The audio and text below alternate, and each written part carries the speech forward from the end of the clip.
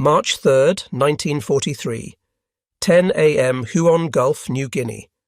Aboard the destroyer Yukikaze, officers watched 12 twin-engine bombers racing toward the convoy at wave-top height, so low that their propeller wash left trails on the water's surface.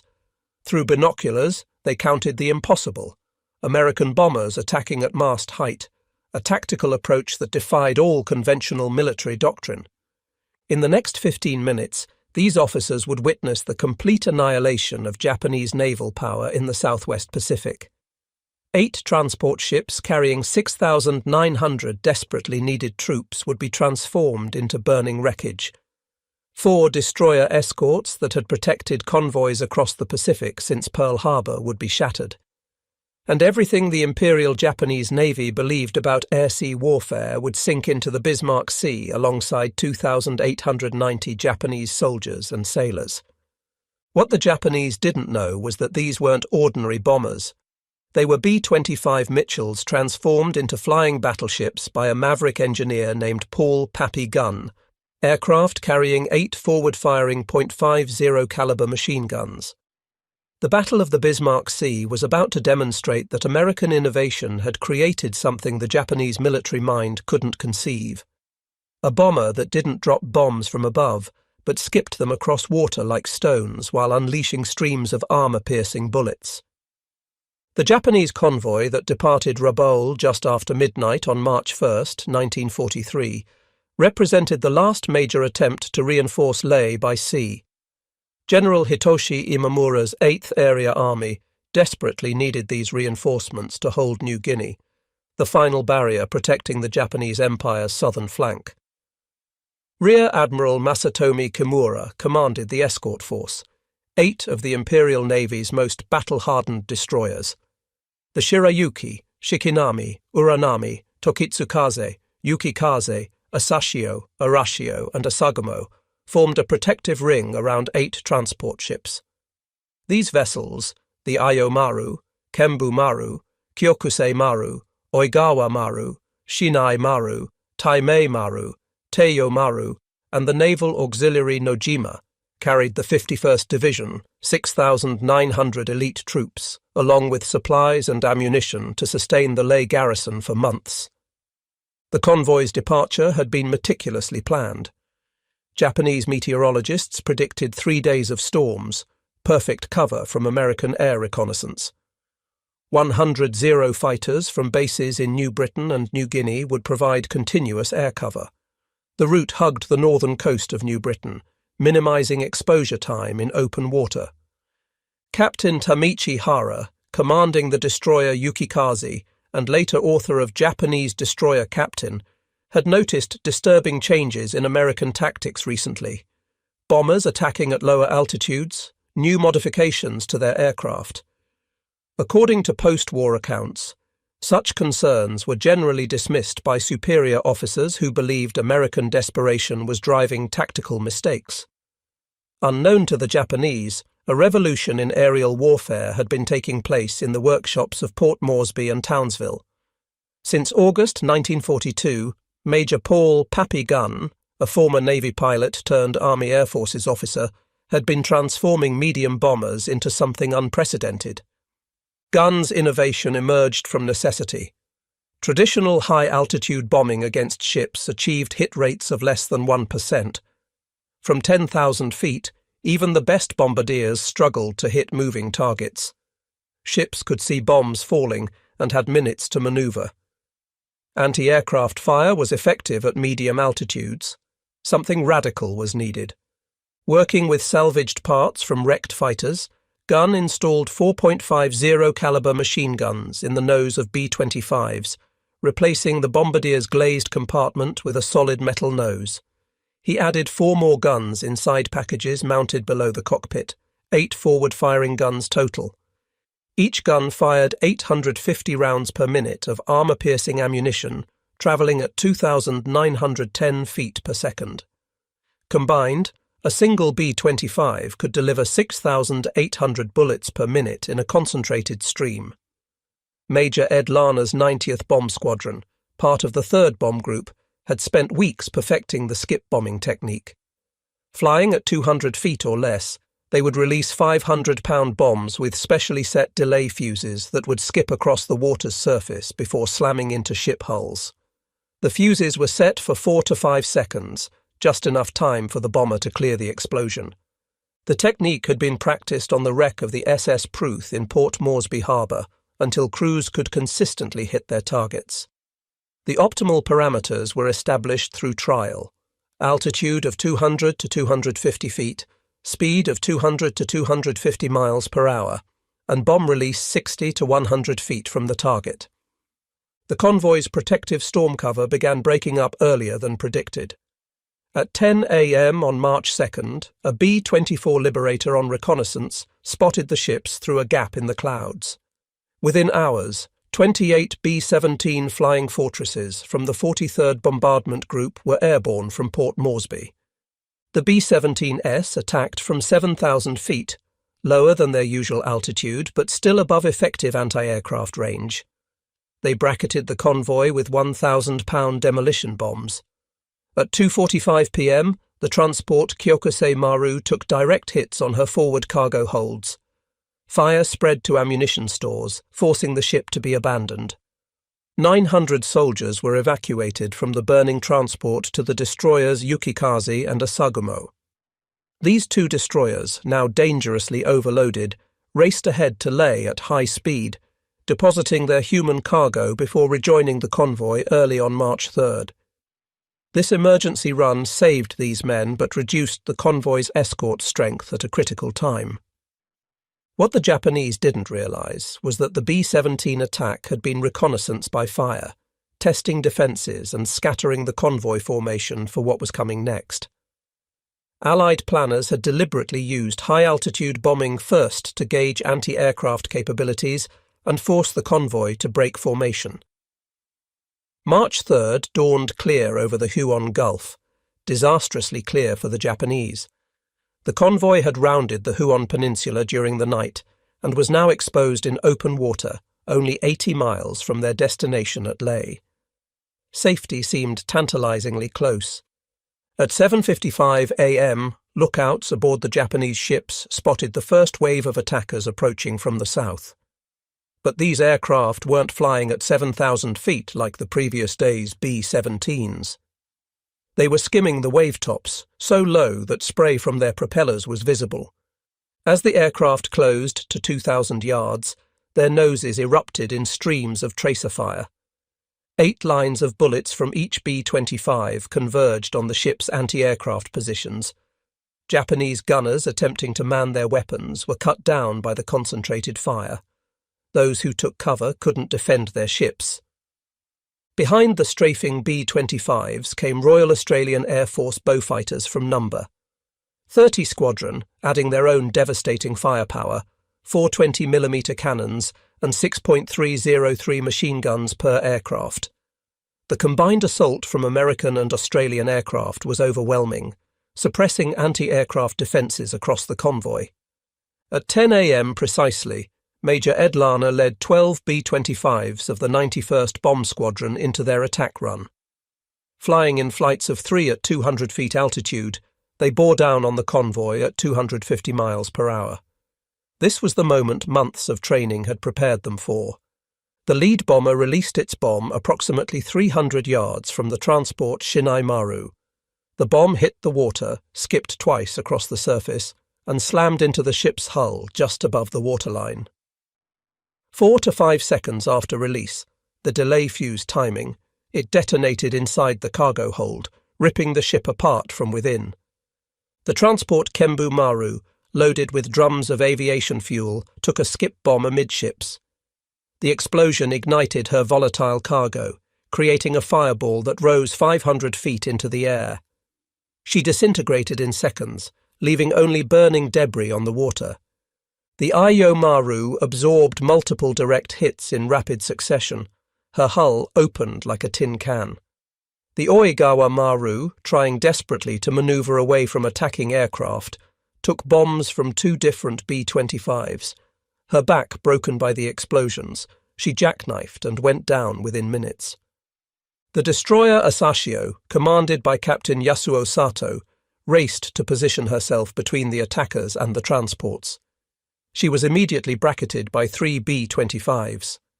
Skip bombs slammed into her engine rooms, while thousands of machine gun bullets swept her decks clean of life. Dead in the water and burning, she became a sitting target for following attack waves. By 10:15 a.m., exactly 15 minutes after Major Lana's first bomb was released, 7 of the 8 transports were sinking or already sunk. 3 destroyers, Asashio, Arashio, and Tokitsukaze, were mortally wounded. The Shirayuki would sink later. The convoy had ceased to exist as an organized force. The destruction of ships was only the beginning of the tragedy. Thousands of Japanese soldiers, many unable to swim, were thrown into the oil-covered waters of the Huon Gulf. Those who could swim faced a terrible choice: attempt to reach the New Guinea coast through shark-infested waters and dangerous currents, or cling to debris hoping for rescue. The destroyer Shikinami, one of the few escorts still operational, began pulling survivors from the water. Captain Masamichi Ueno's crew worked frantically, pulling men aboard as fast as they could.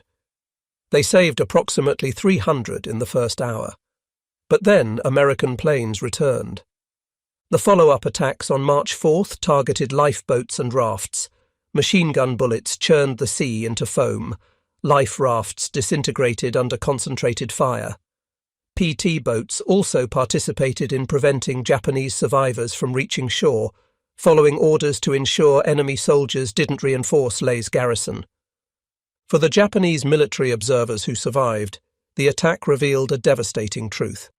American innovation had created weapons they hadn't imagined possible. The skip bombing technique, developed and perfected in just months, had no counter-tactic in Japanese doctrine. Ships couldn't depress their anti-aircraft guns enough to hit planes flying at mast height. Torpedoes couldn't be aimed at aircraft. Traditional anti-aircraft doctrine was useless. The B-25's firepower was particularly shocking. Japanese fighters typically carried 2 7.7mm machine guns, occasionally supplemented by 20mm cannons. These bombers carried 8.50 caliber machine guns, the firepower of multiple fighters, all aimed forward, all controlled by a single trigger. Even more disturbing was the coordination displayed. The attack involved American B-17, B-25s, A-20 from the 3rd Attack Group, and Australian Beaufighters, over 100 aircraft from different units, services, and even nations, all working in perfect synchronization. They communicated throughout the battle, adjusting tactics in real time based on radio reports. As night fell on March 3rd, the surviving Japanese destroyers returned to the battle site, searching desperately for survivors. They found a sea of debris and corpses. Oil fires still burned on the water's surface. The destroyer Hatsuyuki arrived from Kavieng with fuel, allowing the rescue operations to continue through the night. In total, 2,700 men were pulled from the water and returned to Rabaul. Another 1,200, including those who had been landed before the main attack, eventually made it to Leh. Of the 6,900 troops who had departed Rabaul with high hopes of reinforcing New Guinea, 2,890 were dead. The 51st Division had ceased to exist as an effective fighting force before firing a shot at the enemy. All the ammunition, food, medicine, and equipment needed to sustain operations for months had gone down with the transports. The aviation fuel in the Kembu Maru that was supposed to keep Japanese aircraft flying was now a slick on the Bismarck Sea. Admiral Isoroku Yamamoto, Commander-in-Chief of the Combined Fleet, received the report in his cabin aboard the battleship Musashi anchored at Truk. According to staff officers present, he sat in silence for a long time before speaking. The implications were clear. Japan could no longer reinforce its garrisons by surface convoy within range of Allied aircraft. The lifeline to forward bases was cut. The Battle of the Bismarck Sea marked more than a tactical defeat. It represented a fundamental shift in Pacific warfare. Never again would the Japanese attempt to reinforce their garrisons by surface convoy within range of Allied aircraft. The strategic implications rippled through Japanese planning. General Imamura flew personally to Imperial General Headquarters in Tokyo to deliver his report. In a meeting that lasted 6 hours, he presented evidence that American air power had evolved beyond Japanese ability to counter. The Americans weren't just building more planes, they were revolutionizing how aircraft fought. On March 25, 1943, a joint Army-Navy Central Agreement on Southwest Area Operations gave operations in New Guinea priority over those in the Solomon Islands campaign. But without the ability to reinforce by sea, it was an empty gesture. Japanese forces in New Guinea would fight without hope of significant reinforcement or resupply. For the Americans, the victory validated 2 years of innovation and adaptation. General George Kenney, commander of the 5th Air Force, had transformed his force from a traditional bombing unit into something unprecedented, an aerial navy capable of controlling seas without ships. Major Ed Larner, whose 91st Squadron had led the skip bombing attack, was awarded the Distinguished Service Cross for his leadership. The citation praised his extraordinary achievement in leading the attack that destroyed the convoy. Tragically, Larner died just 58 days later, on April 30, 1943, when his B-25 crashed on landing at Dobodura. He had survived 87 combat missions only to die in an accident. The North American Aviation Company immediately began incorporating Gunn's field modifications into factory production. By late 1943, B-25's Gs were rolling off assembly lines with built-in forward firepower and even a 75mm cannon, though the cannon proved less practical than machine guns.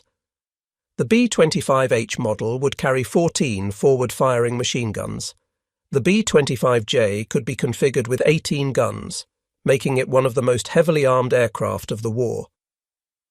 Beyond the strategic implications, the Battle of the Bismarck Sea represented profound human tragedy. The 2,890 Japanese who died weren't statistics. They were sons, fathers, husbands. Many were conscripts who had been farmers, clerks, or students before being drafted into a war they barely understood. The American pilots who strafed survivors also carried psychological burdens. Years later, many would struggle with what they had done. The military necessity of preventing enemy soldiers from reaching shore didn't make the action easier to bear. Some aircrew reported nightmares about the strafing missions for years afterward. The success at Bismarck Sea triggered an acceleration of American tactical innovation. Within months, new techniques were developed. Parafrags, parachute fragmentation bombs, for attacking airfields, allowing low-level bombing without damage from their own explosions. White phosphorus bombs for marking targets, and improved skip bombing fuses with more reliable delay mechanisms. Each innovation built on industrial capacity. Americans could afford to experiment because failure cost only material, and material was essentially unlimited. Japanese innovation stagnated because every experiment consumed irreplaceable resources. By contrast, Japanese forces increasingly relied on spiritual rather than material solutions. The kamikaze concept, using pilots as guided missiles, emerged partly from recognizing they couldn't match American technology. If they couldn't outbuild or out-innovate the Americans, they would try to outdie them. Crucial to the victory was American code breaking. The Fleet Radio Unit Melbourne, FRUMEL, and Naval Intelligence in Washington had decrypted Japanese messages revealing the convoy's schedule, route, and composition. General Kenney knew exactly when and where to strike, allowing him to position his forces for maximum effect. This intelligence advantage had to be protected. Reconnaissance flights were deliberately staged to discover the convoy, maintaining the fiction that visual observation rather than signals intelligence had provided warning. The deception was so successful that Japanese forces never realized their codes were compromised, continuing to use the same systems throughout the war. The Royal Australian Air Force's role in the battle demonstrated the superiority of Allied coordination. RAAF Beaufighters from No. 30 Squadron and Bostons from No. 22 Squadron flew alongside American aircraft, communicating on the same frequencies, following the same tactics. Squadron leader William Bill Newton of Number 22. Squadron RAAF flew 3 sorties during the battle. He would later receive the Victoria Cross posthumously for his actions in subsequent operations before being captured and executed by the Japanese. The integration of Australian and American forces stood in stark contrast to Japanese operations, where Army and Navy units rarely coordinated effectively, often competing for resources rather than cooperating. Behind the modified B-25s that destroyed the convoy lay an incredible supply chain stretching back to American factories. Each B-25 required 165,000 parts manufactured in dozens of states. The 50-caliber ammunition they fired was produced in plants from Connecticut to California, with billions of rounds manufactured during the war. The skip bombing technique required special delayed action fuses, manufactured by the millions in American munitions plants. The fuel for training flights came from Texas oil fields and Louisiana refineries. Replacement parts for damaged aircraft arrived weekly by ship from the United States. This supply chain operated while America was simultaneously fighting in Europe, supplying Britain and the Soviet Union, and maintaining forces across the Pacific. The Japanese convoy destroyed at Bismarck Sea represented Japan's maximum effort to reinforce New Guinea. The forces that destroyed it were a tiny fraction of American production capability. The American pilots who devastated the convoy had averaged 400 flight hours before entering combat. They had practiced skip bombing for weeks, using virtually unlimited fuel and ammunition. Each pilot had dropped dozens of practice bombs before the mission. By contrast, Japanese pilots in 1943 increasingly entered combat with less than 100 hours of flight time. Fuel shortages meant minimal training. The veteran pilots who might have taught them were dead, killed by the industrial mathematics of American production. New Japanese pilots were essentially flying students thrown into combat against experienced American aviators. After Bismarck Sea, Japanese forces in New Guinea were strategically isolated. Supplies had to be delivered by submarine, dangerous and limited in capacity, or by fast destroyer runs at night, equally hazardous and insufficient for major operations. These Tokyo Express runs could deliver only a fraction of what the destroyed convoy had carried. The Japanese turned to barges, trying to creep along the coast at night with supplies. These became targets for PT boats and modified B-25s equipped with radar for night hunting. By June 1943, Japanese forces in New Guinea were on half rations. By September, they were eating grass, tree bark, and roots. The army that had conquered Singapore was starving to death, defeated not just by bullets but by interdiction, the cutting of supply lines by air power. For Japanese military culture, rooted in centuries of samurai tradition emphasizing personal combat and individual heroism, the industrialized slaughter at Bismarck Sea was incomprehensible. There was no honor in being killed by machines operated from beyond visual range. There was no bushido in being strafed while helpless in the water. This cultural mismatch would define the remainder of the Pacific War. Japanese forces would increasingly resort to suicidal tactics, banzai charges, kamikaze attacks, seeking meaningful death in the face of mechanized killing. Americans would respond with more firepower, more technology, more industrial solutions. The gap between traditional warrior culture and industrial warfare would only widen. Pappy Gunn had installed cameras in the tails of modified B-25s, activated automatically when bombs were released. These cameras captured the destruction of the convoy in devastating detail, ships exploding, capsizing, burning. The photographs provided unprecedented documentation of the battle's effectiveness. These images served multiple purposes. They provided accurate battle damage assessment, allowing intelligence officers to verify claims of ships destroyed. They became training aids, showing future pilots exactly how skip bombing worked in combat conditions. They served as propaganda tools, demonstrating American power to allies and enemies alike. The Japanese had no equivalent photographic capability, relying on pilot reports that were often inaccurate in the heat of combat. The B-25s that destroyed the convoy had been flying continuously for months in the harsh conditions of New Guinea. Tropical heat, humidity that bred corrosion, and coral dust that abraded engines. Yet mechanical failures during the mission were rare.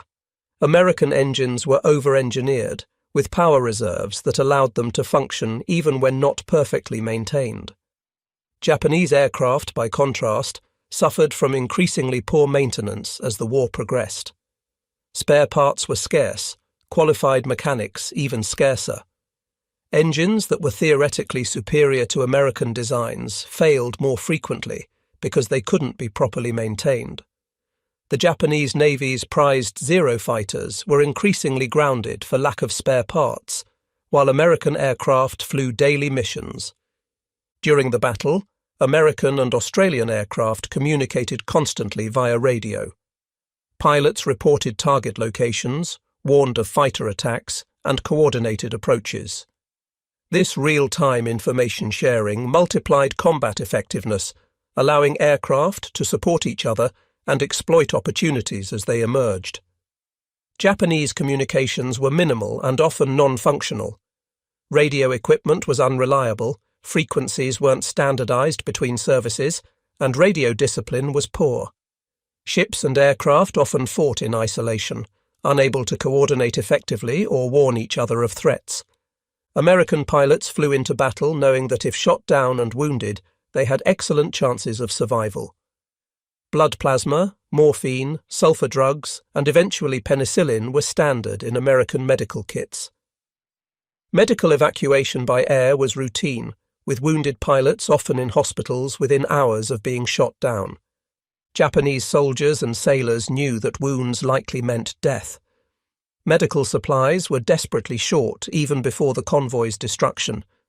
The medicines that might have saved lives were now at the bottom of the Bismarck Sea.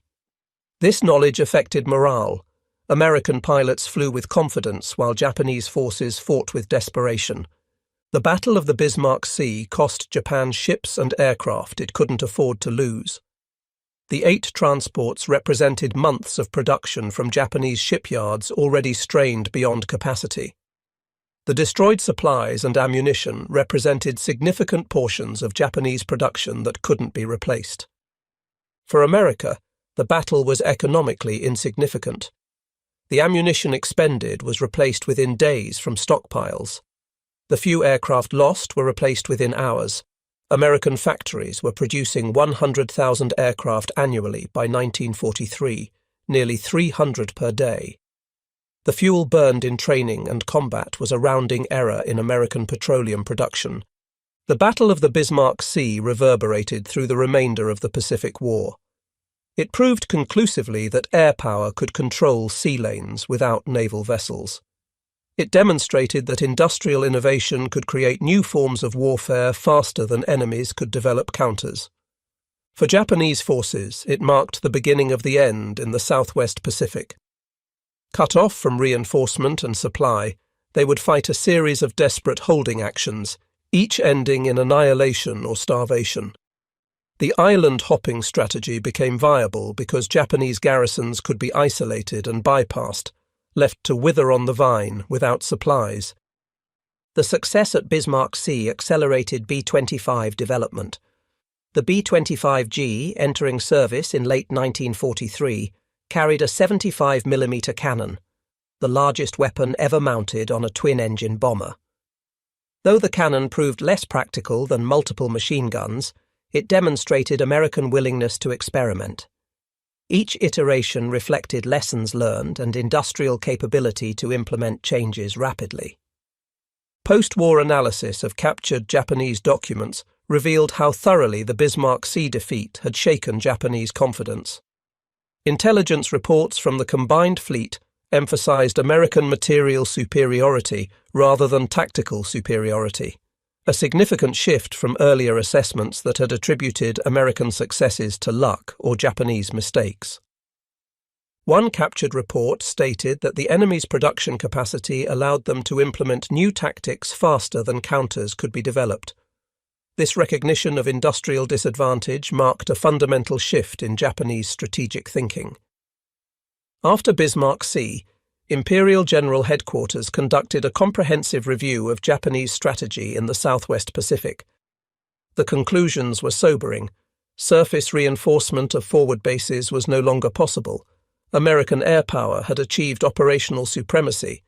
The industrial gap was widening, not narrowing, and traditional naval superiority was irrelevant if ships couldn't survive air attack. The recommendation was to abandon offensive operations and prepare for defense of the inner perimeter. But even this defensive strategy assumed American attacks would come at a pace Japan could match, an assumption that would prove tragically optimistic. The skip bombing technique pioneered at Bismarck Sea spread rapidly throughout American forces. Navy PBY Catalinas adopted it for night attacks on Japanese shipping. Marine Corps pilots used it in the Solomons campaign. Even transport pilots were trained in the technique in case they encountered enemy shipping. This proliferation was possible because America had standardized training, equipment, and communications. A technique developed in New Guinea could be implemented in the Aleutians within weeks. Japanese forces, divided by service rivalries and poor communication, rarely shared innovations even within the same theatre. The numbers tell the story of American industrial supremacy that made the Bismarck Sea victory possible. During World War II, American factories produced 9,816 B-25 Mitchell bombers. Ammunition plants manufactured 12 billion rounds of 50-caliber ammunition. Flight schools graduated 193,440 pilots. Every B-25 component was stockpiled in multiple locations across the Pacific. Against this industrial tsunami, Japan's military courage was irrelevant.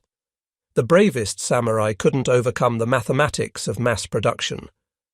Papigun's camera installations provided unprecedented documentation of combat effectiveness. The footage, studied frame by frame, revealed optimal tactics: bomb release at 200 to 250 feet altitude, approach speed of 245 miles per hour, and release distance of 60 to 100 feet from target for maximum effectiveness. This scientific approach to warfare, measuring, analyzing, optimizing, was quintessentially American. War became an engineering problem with industrial solutions rather than a test of warrior spirit. The loss of supplies at Bismarck Sea created an immediate economic crisis for Japanese forces in New Guinea. Within weeks, frontline units reported critical shortages: ammunition restricted to 10 rounds per day per soldier, rice rations reduced to 400 grams daily, medical supplies completely exhausted, fuel for vehicles unavailable, and aircraft grounded for lack of parts. American forces, by contrast, complained if ice cream wasn't available daily. The economic disparity was so vast that captured Japanese soldiers often didn't believe American supply levels were real, assuming they were being shown propaganda. Success at Bismarck Sea accelerated American innovation in aerial warfare. Within months, new developments included improved skip bombing fuses with more reliable delays, napalm for area attacks on Japanese positions, rocket-assisted bombs for increased penetration, and white phosphorus markers for target identification. Each innovation built on industrial capacity to experiment and implement changes rapidly. Americans could afford failed experiments because they cost only material. Japanese innovation stagnated because every experiment consumed irreplaceable resources. Behind every B-25 that attacked at Bismarck Sea stood a maintenance crew that kept it flying. These men, working in primitive conditions in New Guinea, performed daily mechanical miracles: engines overhauled in jungle workshops, battle damage repaired with improvised materials, modifications implemented with hand tools, and aircraft turned around between missions in hours. This maintenance capability reflected American industrial training. Hundreds of thousands of Americans knew how to fix engines, repair electrical systems, and work metal. This vast pool of technical expertise was perhaps America's greatest military advantage. The strafing of survivors, controversial even among Americans, served a harsh military purpose. Japanese forces throughout the Pacific learned that attempting to reach shore after their ships were sunk meant likely death. This psychological impact extended beyond the immediate battle, affecting Japanese morale in future engagements. General Douglas MacArthur called Bismarck Sea the decisive aerial engagement in the Southwest Pacific. His communiqué claimed somewhat inflated Japanese losses, but the strategic impact justified his enthusiasm. Air power had proven it could interdict sea lanes as effectively as submarines or surface vessels. Admiral Yamamoto, reading the battle reports, made a fateful decision. He would personally visit forward bases to boost morale shattered by the defeat. This decision, driven by the depression following Bismarck Sea, would lead to his death on April 18, 1943, when American codebreakers learned of his itinerary and P-38 Lightnings intercepted his transport over Bougainville. American forces institutionalized the lessons of Bismarck Sea rapidly. Within weeks, training manuals were updated with skip bombing techniques, new pilots were practicing low-level attacks, and tactical doctrine was revised to emphasize anti-shipping operations. The Army Air Forces Tactical Center analyzed every aspect of the battle, producing detailed reports distributed throughout the Pacific. Japanese institutional learning was hampered by systemic problems. Service rivalries prevented honest analysis. The Army and Navy blamed each other rather than examining fundamental weaknesses. Face-saving concerns obscured failures. By the time Japanese forces developed partial counters to skip bombing, Americans had moved on to new tactics. The B-25 modifications that proved so successful went into mass production immediately.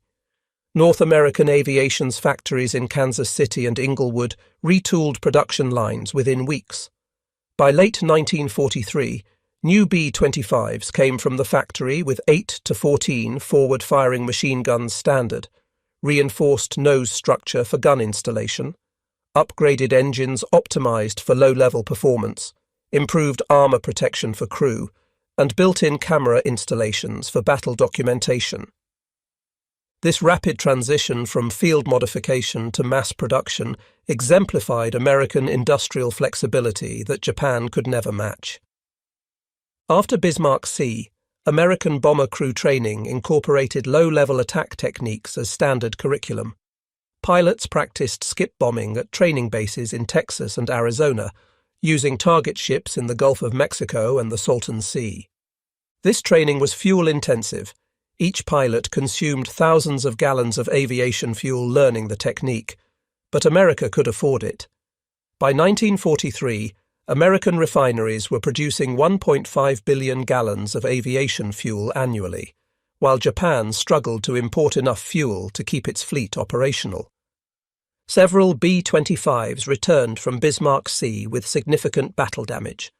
Holes from anti-aircraft fire, damaged control surfaces, and shot-up engines. Within 72 hours, all damaged aircraft were flying again, repaired using aluminum patches fabricated in field workshops, engines replaced using improvised hoists, control cables spliced with salvaged materials, and fuel tanks patched with rubber from destroyed Japanese equipment. Japanese aircraft with similar damage would have been written off, cannibalized for spare parts if any were salvageable. The delayed action fuses that made skip bombing possible were marvels of precision engineering, manufactured to tolerances measured in thousandths of inches. They had to survive the impact of hitting water at 200+ miles per hour, function reliably after multiple skips, and detonate at precisely the right moment. American factories produced these fuses by the millions, each one tested and certified. Japanese fuses, by comparison, had failure rates exceeding 20% by 1943 due to quality control problems and material shortages. American aircraft found the Japanese convoy precisely when expected, despite weather and distance. This reflected superiority in navigation training. American pilots averaged 400 hours before combat. Navigation equipment, accurate compasses and instruments, map quality, detailed charts from pre-war surveys, and weather forecasting, meteorological support that predicted clearing weather accurately. Japanese navigation increasingly relied on following lead aircraft or coastal landmarks, limiting operational flexibility. American intelligence had known about the convoy through code breaking, but had to protect this secret. Reconnaissance flights were staged to discover the convoy, maintaining the fiction that visual observation rather than signals intelligence had provided warning. The deception was so successful that Japanese forces never realized their codes were compromised, continuing to use the same encryption systems that American cryptographers read daily. The 1,200 Japanese soldiers who reached Leh found a garrison already on reduced rations. The supplies that were supposed to sustain operations for months had been destroyed. Within weeks, Japanese forces were foraging for food in the jungle. Disease became epidemic. Malaria, dysentery, tropical ulcers, and malnutrition decimated units. By June 1943, the effective strength of Japanese forces in Leh had been reduced by 60% through disease and starvation alone. American pilots at Bismarck Sea were on limited combat tours, typically 50 missions or 6 months, before rotating home to train new pilots. This system preserved experience and disseminated lessons throughout the force. Veterans became instructors, passing on combat techniques to the next generation of pilots. Japanese pilots flew until they died. The expertise gained at terrible cost was lost forever when they were killed. By late 1943, most experienced Japanese pilots were dead, and their replacements were increasingly poorly trained novices facing American veterans.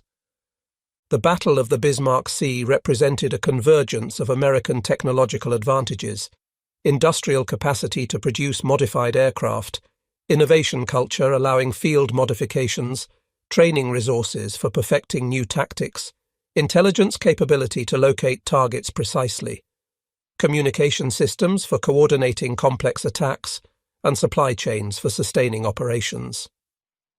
No single advantage was decisive. Their combination proved overwhelming. The Japanese faced not just superior numbers, but superior systems, industrial, organizational, and technological, that they couldn't match. The Battle of the Bismarck Sea lasted only 3 days, with the decisive action occurring in just 15 minutes on March 3, 1943.